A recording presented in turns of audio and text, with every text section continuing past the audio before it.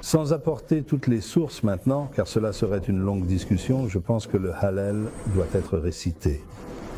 Je pense que c'est une obligation de réciter le Hallel avec la bénédiction, car si c'est une obligation, alors évidemment avec la bénédiction.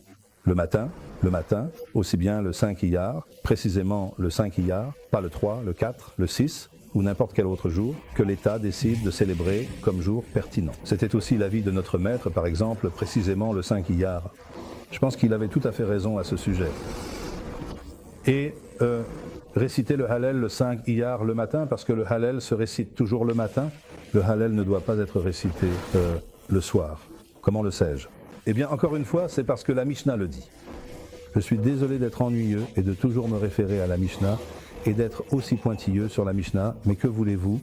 C'est ce que dit la Mishnah. La Mishnah déclare dans Maseket Megillah Perek Sheni, Kol Hayom Kasher Lekriafeta Megillah. La Megillah de Purim, Esther, peut être lue pendant toute la journée de Purim. Il n'est pas nécessaire de la lire spécifiquement le matin ou l'après-midi. Elle peut être lue toute la journée, c'est valable pour cette mitzvah de la Megillah et pour la lecture du Hallel, la sonnerie du shofar, la prise du lulav et la prière de Moussaf, etc. Il y a quelques autres choses mentionnées ici, d'accord? Le Hallel est toujours récité pendant la journée, pas la nuit, à une exception près, et c'est le Hallel que nous récitons dans le cadre du Korban Pessah ou du soir du Seder, avec ou sans le Korban Pessah, lorsque nous récitons le Hallel dans un format différent. Il est divisé en deux parties, et ce n'est pas au titre de la lecture du Hallel à proprement parler. Comme le souligne très justement notre cher ami et bien-aimé Rabbeinu Avi Grossman, que réciter le Hallel lors du soir du Seder fait vraiment partie de l'avodat HaKorban, du service du sacrifice. Cela fait partie du Korban. Cela a à voir avec le fait que nous mangeons des Kodashim, c'est-à dire le Korban Pessah. Et le Hallel doit être récité à cause de cette mitzvah liée au Korban.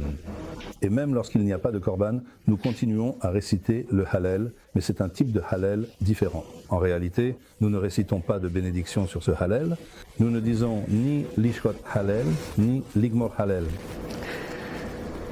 Nous divisons ce Hallel en deux parties, ce que nous ne faisons jamais le reste de l'année. À quel autre moment de l'année voyez-vous le Hallel être récité en partie au début ici, puis une autre bénédiction complètement distincte, et ensuite on l'oublie complètement?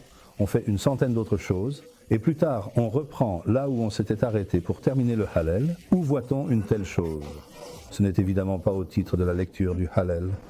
C'est au titre de la reconnaissance, c'est au titre du sacrifice, mais cela n'a rien à voir avec la lecture habituelle du Hallel. Lorsque le Rambam ou les sages disent, et que le Rambam cite, qu'il y a 18 jours dans l'année où l'on récite le Hallel, la nuit de Pessah n'en fait pas partie.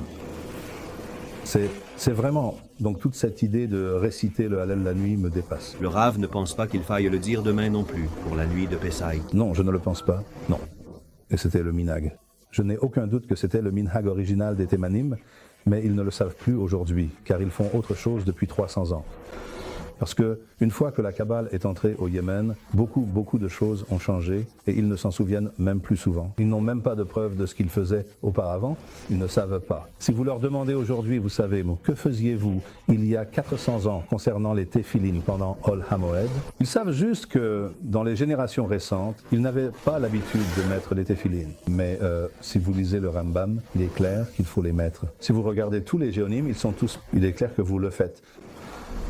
Et c'est ce que les Thémanim ont toujours fait, ce que disaient les Géonim. Le Rif le dit, le Rambam le dit. Mais les choses ont changé au cours des derniers siècles pour diverses raisons chez les Thémanim. En Ashkénaze, en Europe, cela n'a pas changé. Le Rama dit explicitement qu'on ne dit pas le Hallel lors de la Tefillat Arvit, lors de la nuit de Pessah, n'est-ce pas?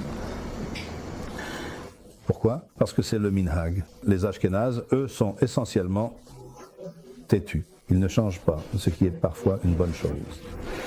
Parfois, c'est très bien. Les Ashkétémanim aussi sont donc, Shabbat Shalom.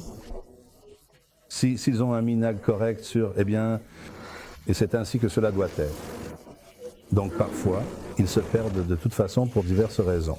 Mais le fait est que les Ashkénazes ne disent pas le Hallel avec l'Aïl, avec l'Aïl Pessah. C'est un minhag de Sfarad. C'est que le minhag a commencé en Sfarad. Nous le savons. Et il s'est répandu, et peu importe, il est devenu de plus en plus accepté dans différents cercles pour diverses raisons. Donc, je pense que le Hallel doit être récité le matin de Yom Tekumat Israël, c'est-à-dire précisément le 5 Iyar, peu importe si le reste du pays célèbre ou non ce jour-là. Le jour où il le célèbre, si ce n'est pas le 5 Iyar, je ne dis pas le Hallel, je le dis le 5 Iyar. Et en Iyar, c'est-à-dire Yom Yerushalayim, quand Yerushalayim et le Mikdash ont été libérés, dans tout le Mikdash, c'est aussi un moment approprié pour réciter le Hallel le matin avec la bénédiction. C'est ma position. Je n'adhère pas en fait à telle ou telle idéologie. Je ne suis pas du tout impliqué et captivé par vraiment telle ou telle idéologie. J'essaie de suivre ce qui me semble correct, rationnel et raisonnable en me basant sur les sources.